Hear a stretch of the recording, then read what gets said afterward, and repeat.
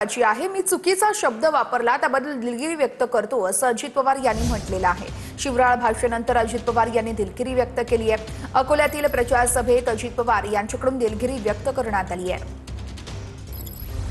मी कुठेतरी आपण काहीतरी थातुरमातुर सांगायचं ही माझी भावना नाहीये। मी शब्दाचा पक्का आहे। मी माझ्या भागामध्ये करून दाखवलं। त्यावेळेस अंबाजोगाईला येऊन सांगतोय की आपण पण तसं करा।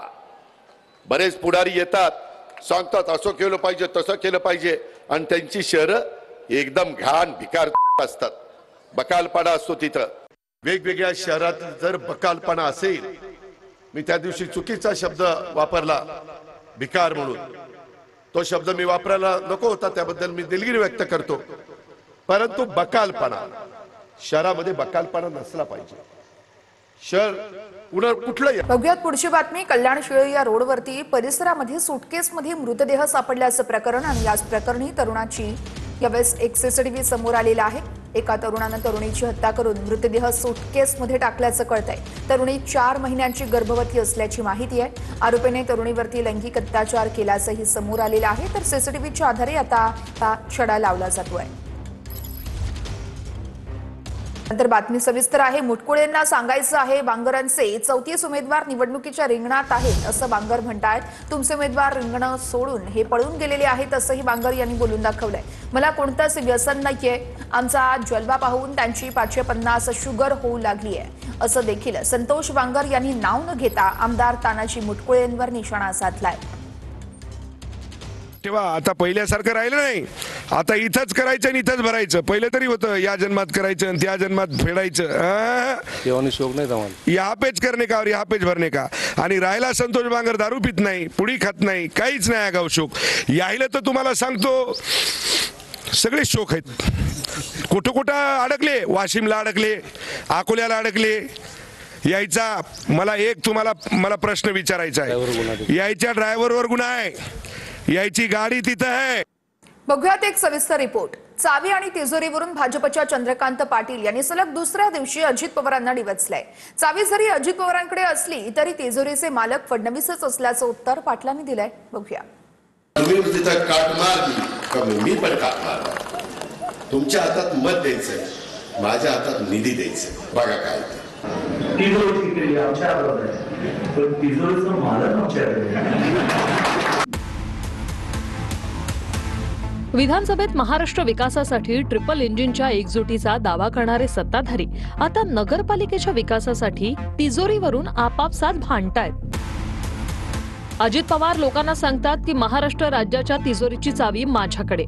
त्यावर भाजपवाल्यांचं म्हणणं आहे की तिजोरी दादांकडे असली तरी तिजोरीचे मालक अर्थात फडणवीस आमच्याकडे।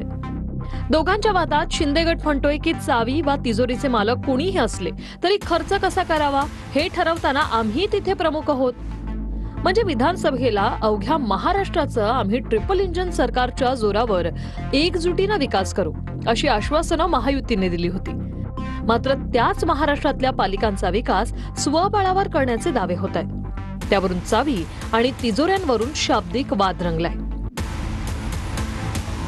18च्या 18 उमेदवार निवडून दिले ना, मी तुम्हाला सांगितलेलं सगळं द्यायला तयार आहे। पण तुम्ही तिथं काट मारली, मी पण काट मारला। तुमच्या हातात मत द्यायचंय, माझ्या हातात निधी द्यायचंय। बघा काय तिजोरीची किल्ली आपल्याकडे असल्यामुळे ती आणखी कोणाकडे जरी असली तरी त्याच्यावर मुख्यमंत्री असल्यामुळे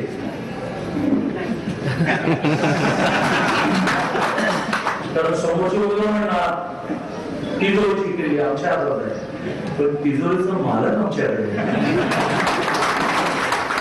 दोघांना सांगावंसं वाटतं की ते जे पैसे आहेत ते तुमच्या काकाचे नाही आहेत, ते आमच्या कष्टाचे आमच्या कराचे पैसे आहेत आणि ते आम्ही देशासाठी देतो, तुमच्या खिशासाठी आणि तुमच्या मतांसाठी देत नाही। आणि ती जी तुम्हाला अमुक गोष्टीचे निधी द्यायचं प्रकरण आहे ना, त्याच्यात परवा अजित पवार पण म्हणाले की जर तुम्ही मतदान दिला नाही, तिथे कात्री लावली तर मी तुमच्या निधीला कात्री लावीन। तर या खरंच या लोकांना आता सांगणं गरजेचं आहे की हा निधी आमचा आहे, आमच्या कराच्या पैशाचा आहे, तुमचा नाहीये। तर तुम्ही बोलताना भान ठेवा। मात्र निवडणुकीच्या राजकीय आरोप प्रत्यारोपात भाजपच्या चंद्रकांत पाटलांच्या दाव्यानं छगन भुजबळ, लक्ष्मण हाके आणि शिंदे गटाच्या आरोपांवर अप्रत्यक्षपणे सवाल उभे केले. कारण अर्थमंत्री अजित पवार महाज्योतीला पैसे देत नाहीत अशा आरोपांची राळ मध्यंतरी लक्ष्मण हाके आणि भुजबळांनी उठवली होती. भुजबळ अप्रत्यक्षपणे तर हाके प्रत्यक्षपणे फक्त अर्थमंत्री अजित पवारांवरच निधींवरून टीका करत होते. शिंदे सेनेचे तर अर्थमंत्री पैसे देत नसल्याच्या कारणावरून मवियाद बंड करून नवं सरकार बनवलं. मात्र अर्थमंत्र्यांकडे फक्त चावी असते. तिजोरीतल्या निधी वाटपाचे सर्वाधिकार मुख्यमंत्र्यांकडे असल्याचं सांगून भाजप नेते चंद्रकांत पाटलांनीच सारे आरोपांचीच हवा अप्रत्यक्षपणे काढून टाकली. मुख्यमंत्र्याला सर्वापेक्षा जास्त सर्व अधिकार हे त्यांच्याकडे असतात. हे निर्विवाद आहे, नाकारता येत नाही. परंतु तिजोरीच्या चाव्या कुणाकडेही जरी असल्या, कोणीही मालक असलं तरी खर्च हे सर्वांवर ठरलं जातं. म्हणून चावी एकीकडे आहे, मालक एक आहेत आणि ठरवणाऱ्यामध्ये आम्ही एक सुद्धा आहोत. म्हणून ठरवताना सगळ्याला बरोबर घेऊनच हे गाडा चालवावा लागतो, एवढं मात्र निश्चित आहे. बरोबर आहे. आता मी म्हणतो की पट्टे वाटपाचा मंत्री मी आहे. आता अजितदादा सांगतात ते बरोबर फायनान्स मिनिस्टर म्हणून सांगितलं असेल, पण ही मस्त गोष्ट खरी आहे की निधीबद्दलचा कुठलाही निर्णय देवेंद्रजी, एकनाथजी, अजितदादा म्हणून करतात. थोडक्यात राज्याच्या विकासासाठी ट्रिपल इंजिन सुरळीत चालत असल्याचा दावा करणारं सरकारच आता नगरपालिकांच्या विकासासाठी चावीचे मालक विरुद्ध तिजोरीचे मालक या मुद्द्यानं प्रचारात उतरली. काय तिजोरी? कोणी म्हणते मी मालक आहे, कोणी म्हणते चाबी आहे. अरे त्या तिजोरीला एवढे भोकं पाडून ठेवले आहेत, जो हात घालतो तो काढून घेऊन जातो. 17 ठिकाणून भोकं करून ठेवले आहेत. काय राहिलंय तिजोरीमध्ये? काय सांगून राहिले? आणि तिजोरीची चाबी म्हणून धमकवत आहे. हा तिजोरीची चाबी म्हणून धमकवतोय, तो मालक म्हणून धमकवतोय. हे काय चाललंय? धमकीने राजकारण करायचं आहे काय? म्हणजे सत्तेमध्ये आहे म्हणजे सत्तेच्या मस्तीनी आणि सत्तेच्या पैशानी तुम्हाला लोकांना घुमवायचं आहे काय? ही जी पद्धत चालली आहे महाराष्ट्रामध्ये. Bureau report, TV9 Marathi. नाशिकच्या तपोवनात तोडल्या जाणाऱ्या झाडांसाठी पर्यावरणवादी आक्रमक झालेले आहेत. साधूंच्या आखाड्यांना दानपत्रातल्या अनेक जमिनी मिळालेल्या आहेत. त्या जमिनींवरती लॉन्स कसे काय उभे राहिलेत असाही सवाल सुनावणीत विचारला गेलाय. बघूया.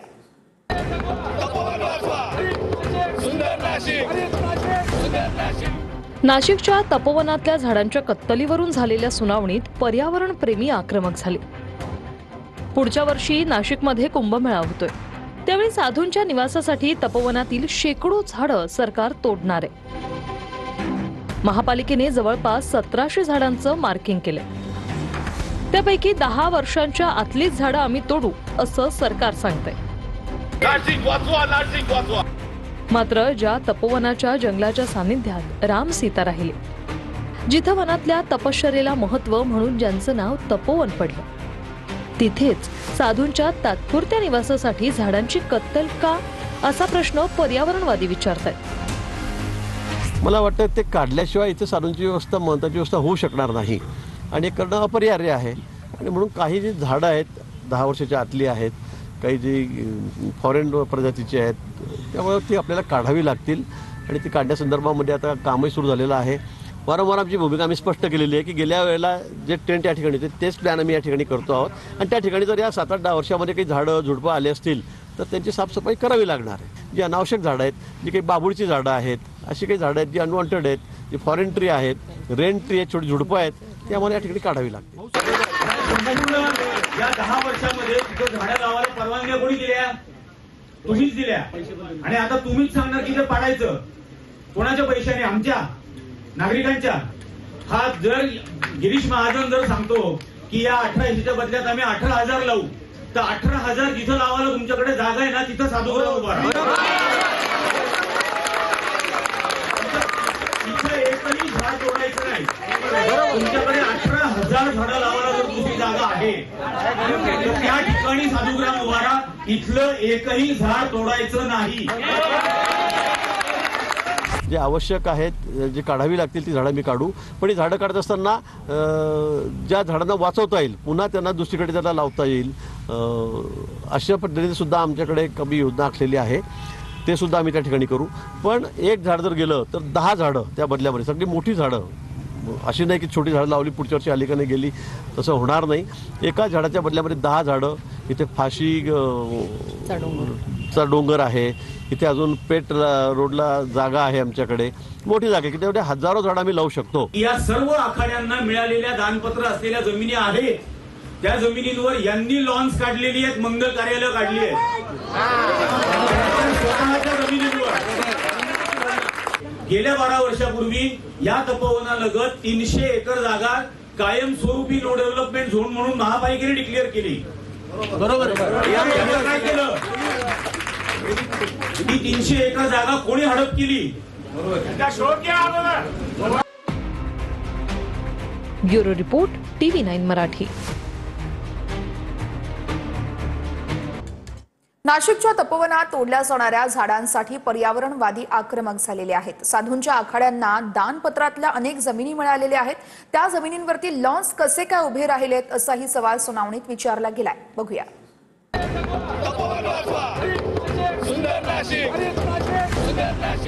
नाशिकच्या तपोवनातल्या झाडांच्या कत्तलीवरून झालेल्या सुनावणीत पर्यावरण प्रेमी आक्रमक झाले. पुढच्या वर्षी नाशिकमध्ये कुंभमेळा होतोय, त्यावेळी साधूंच्या निवासासाठी तपोवनातील शेकडो झाडं सरकार तोडणार आहे.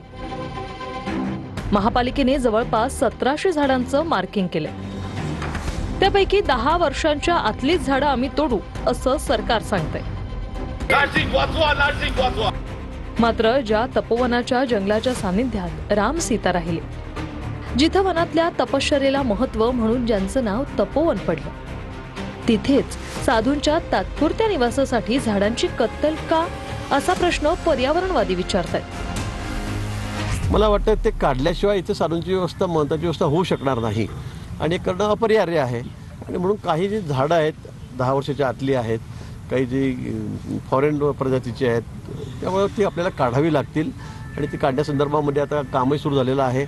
वारंवार आमची भूमिका आम्ही स्पष्ट केलेली आहे की गेल्या वेळेला जे टेंट या ठिकाणी होते तेच प्लॅन आम्ही या ठिकाणी करतो आहोत आणि त्या ठिकाणी जर या 7-8-10 वर्षामध्ये काही झाडं झुडपं आले असतील तर त्यांची साफसफाई करावी लागणार आहे. जी अनावश्यक झाडं आहेत, जी काही बाबुळची झाडं आहेत, अशी काही झाडं आहेत जी अनवॉन्टेड आहेत, जी फॉरेन ट्री आहेत, रेन ट्री आहेत, छोटी झुडपं आहेत, ती आम्हाला या ठिकाणी काढावी लागतील. या 10 वर्षामध्ये तिथं झाडं लावायला परवानग्या कोणी दिल्या? तुम्हीच दिल्या. आणि आता तुम्हीच सांगणार की ते पाडायचं कोणाच्या पैशाने? आमच्या नागरिकांच्या. हा जर गिरीश महाजन जर सांगतो की या 1800च्या बदल्यात आम्ही 18,000 लावू, तर 18,000 जिथं लावायला तुमच्याकडे जागा आहे ना, तिथं साधूग्राम उभा राहा. तिथं एकही झाड तोडायचं नाही. तुमच्याकडे 18,000 झाडं लावायला जर दुसरी जागा आहे तर त्या ठिकाणी साधूग्राम उभा राहा. इथलं एकही झाड तोडायचं नाही. जे आवश्यक आहेत, जी काढावी लागतील ती झाडं मी काढू. पण ही झाडं काढत असताना ज्या झाडांना वाचवता येईल, पुन्हा त्यांना दुसरीकडे त्याला लावता येईल, अशा पद्धतीने सुद्धा आमच्याकडे कमी योजना आखलेली आहे. ते सुद्धा आम्ही त्या ठिकाणी करू. पण एक झाड जर गेलं तर 10 झाडं त्या बदल्यामध्ये, सगळी मोठी झाडं, अशी नाही की छोटी झाडं लावली पुढच्या वर्षी आली का नाही गेली, तसं होणार नाही. एका झाडाच्या बदल्यामध्ये 10 झाडं. इथे फाशीचा डोंगर आहे, इथे अजून पेठ रोडला जागा आहे आमच्याकडे, मोठी जागा आहे की तेवढे हजारो झाडं आम्ही लावू शकतो. या सर्व आखाड्यांना मिळालेल्या दानपत्र असलेल्या जमिनी आहेत, त्या जमिनींवर यांनी लॉन्स काढलेली आहेत, मंगल कार्यालय काढली आहेत स्वतःच्या जमिनींवर. गेल्या 12 वर्षापूर्वी या तपोवनालगत 300 एकर जागा कायमस्वरूपी नो डेव्हलपमेंट झोन म्हणून महापालिकेने डिक्लेअर केली. बरोबर. काय केलं? ही 300 एकर जागा कोणी हडप केली? Bureau report TV9 Marathi.